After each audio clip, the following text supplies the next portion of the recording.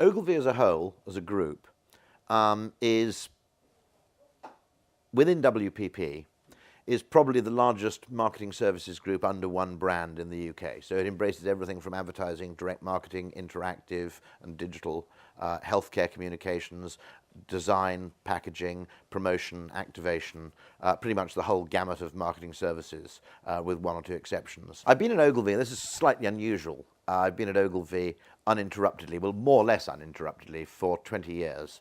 And so in the course of that time, I've worked on pretty much everything. American Express, BT, a great deal. Worked a small amount on Ford, one of our largest clients.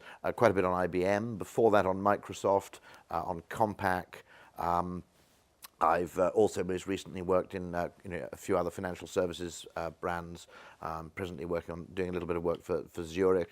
That's what I'm doing today. What I did yesterday is completely different from what I'm doing today in some cases. I mean, it is to an extent, large parts of the business are reactive. You simply either try and make opportunities or you try and exploit them when they come along. And what I try and do, if you like, if you want my meta job description, is to turn the size and breadth of the Ogilvy Group into an advantage, into a competitive advantage, and into an advantage for our clients. Everybody has to be best at what they do. And so by no means am I ever disputing the need for a kind of a focus on being very, very good in your field. What you've also got to make sure you do is that you occasionally do stray outside your field.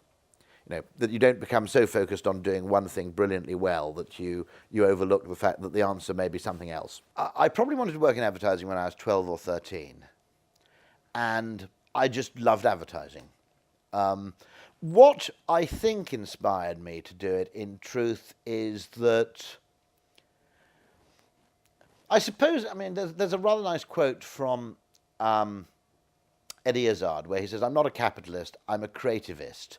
Capitalists want to create things so they can make money. I want to make money so I can create things." It's quite a nice distinction.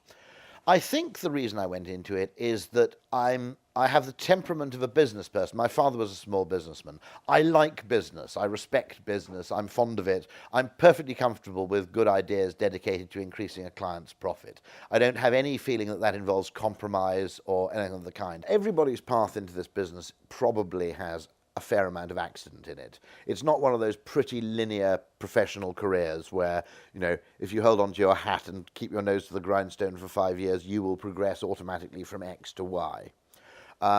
There's probably a huge amount of luck in it. I acknowledge that simply because I think it's true. That nobody who's successful in this business can honestly attribute it purely to merit. I don't know whether you're born or made entirely. The latest research done by the IPA involving a thing called diagonal thinking, I think is very, very helpful because it might help people with a real inherent talent for this business to self-identify. The only job of anybody in marketing is to turn human understanding into business advantage, or indeed social advantage if you're working in social marketing or for government accounts or whatever. That's your job. Now, behavioral economics has done a wonderful job of actually linking human behavioral quirks, biases, assumptions, heuristics, and how people think with how they make decisions and how they spend money. And increasingly, things like neuroeconomics will make more and more advances here. And this will actually finally put advertising and brands on a proper economic footing. This is the role of a brand plays in the economy.